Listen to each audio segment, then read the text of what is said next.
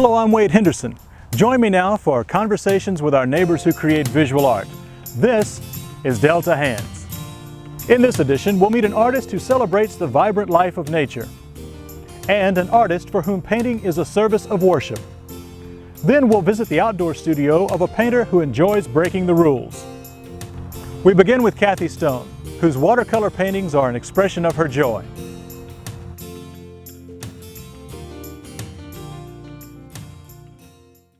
These paintings get to be like your children, and when they excel, then it makes you feel good.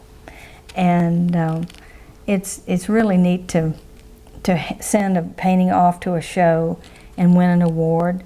And you seem to speak in terms of the painting as though it were alive. It makes your buttons bust just like it might be a child of yours, you know.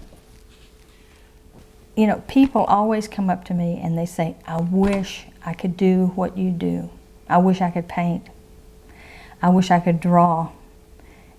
And I always tell them you can. You know, all you have to have is the desire.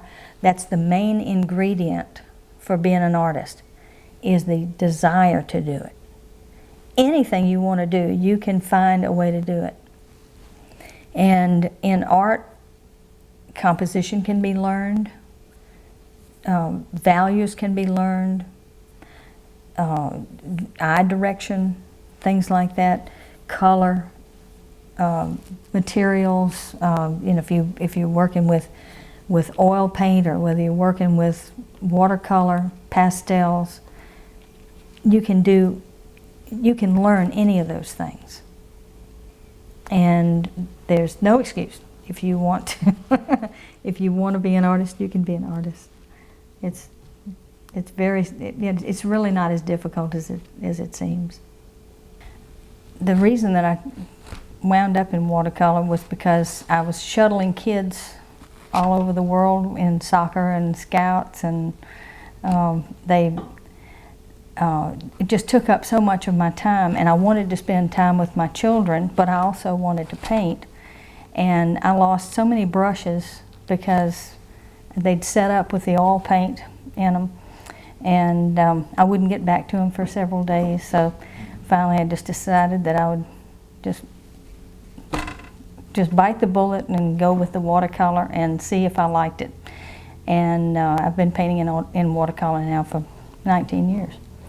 At first, I was afraid of it because you had to paint negatively, you had to paint around a subject. I was used to painting from a background all the way to the foreground in oils. Every layer is on top of the last. And this way, you have to plan where your whites are going to go, and you have to save them, and then you have to paint around them, the light colors and everything. So it's a whole different way of looking at something. What you do is you paint the area with masking fluid that you do not want colored, where you want to save your whites. Instead of having to paint around a subject, picture a picket fence, for instance. If you have a white picket fence and you have green behind it, then you have to go in and very delicately paint in between every one of the slats of the picket fence.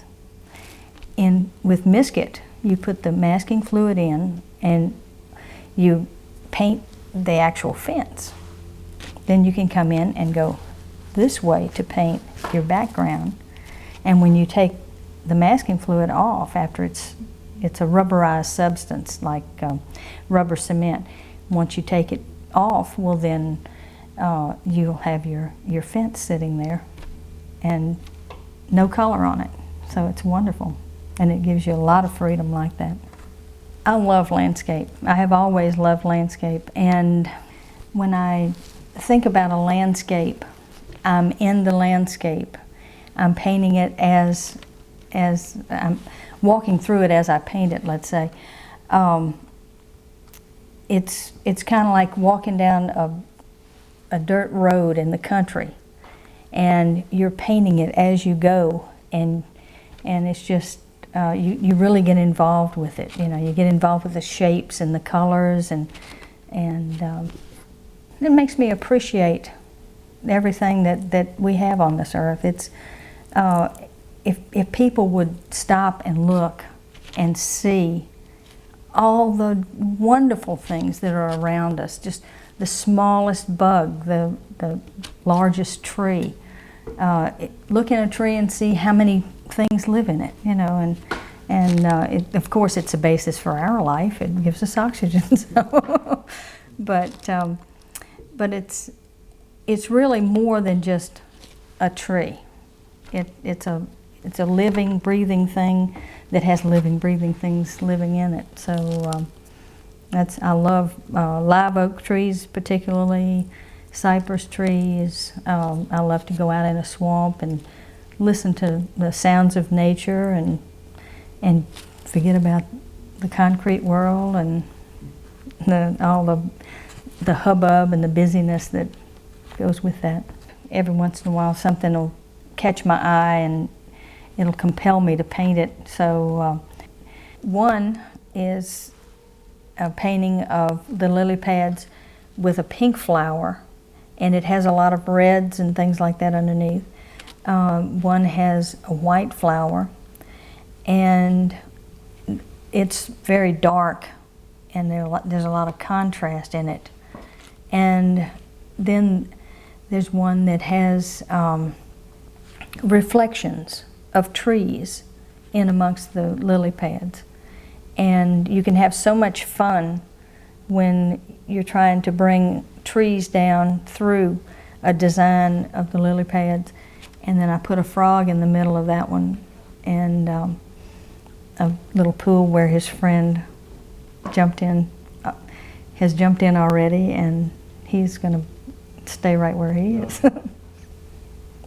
Plant shadow is a very different type painting. It's not as loose, and I masked off a lot of area in there. It's more of a design piece, and it has been accepted in an awful lot of national shows. The arts are the things that have survived through all these centuries, and that's what tells us what our culture was. The cave drawings and paintings all the way through to present day. It's a mirror of what we were all along the way, kind of a genealogy, if you will. Artists understand each other, and they get together and support each other. They really they can help each other learn things. You don't have to go take lessons. You can paint with other artists or be with other artists and talk about different techniques and different ways of handling certain subjects or mediums or whatever. A lot of artists have kind of a sixth sense or whatever when they're trying to get something done. They're trying to make a point on a painting or something. They're going to find a way. Very sensitive people, and I think that comes with the territory of being an artist as well. I think we wear our shoulders, our feelings on our cuff or whatever, and I think that it makes a person strong.